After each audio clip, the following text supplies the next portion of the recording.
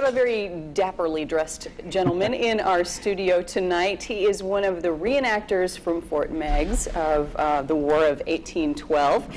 And this weekend's a big weekend for Memorial Day, correct? It is, it is. It really kind of kicks off our summer season, and we get really busy from Memorial Day to Labor Day. And so this is your real opportunity to come out and see about 200 War of 1812 soldiers in camp and firing guns and all sorts of nice stuff. Well, tell us about what you do. Rick Finch is your name. Sure. You are the site director at Fort Meigs. Right. And what does that mean exactly? Yeah, I've been there since 2005, and I'm in charge of everything.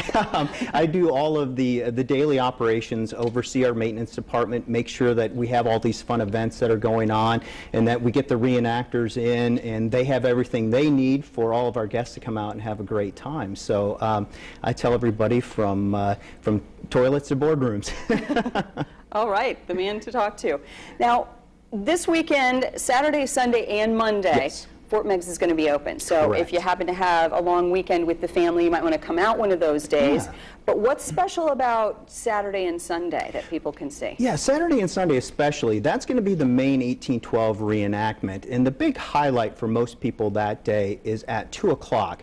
Both Saturday and Sunday, we have our big battle reenactment where we'll have anywhere from 100 to 120 soldiers out on the field firing cannons and muskets and rifles. And it's a little slice of what the fighting was like back then, and gives people an idea of the tactics that they used and what happened actually at Fort Meigs almost 200 years ago now. Really brings those history book pages alive, seeing the people. Exactly, out there. exactly. And that's what we tell folks is, you know, it's great to read history books and you can learn a lot, but once you get out there and actually see or participate in some of the activities, it gives you a whole new understanding and hopefully a whole new appreciation for what these soldiers had to go through in 1813.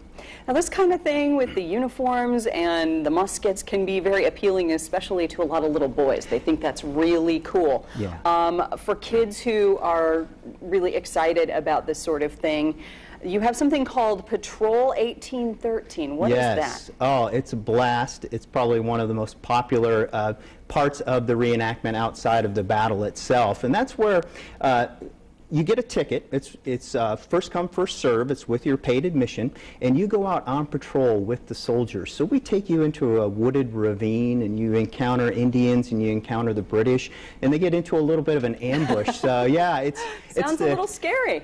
You know, we try to make it, it's of course as safe as possible. Yes. But yeah, that's what we hope, is that your heart pumps a little bit, and you get a little excited about being in it. And I always tell people it's the closest you can get to being in a reenactment without actually being a reenactor. Wow, yeah, that we do that twice a day. We do that at 11 and at 3 o'clock. Before we have to wrap up, give us Yes, the basics of admission and hours. Certainly. It is $9 for adults. It is $5 for kids, and anyone 5 and under is free.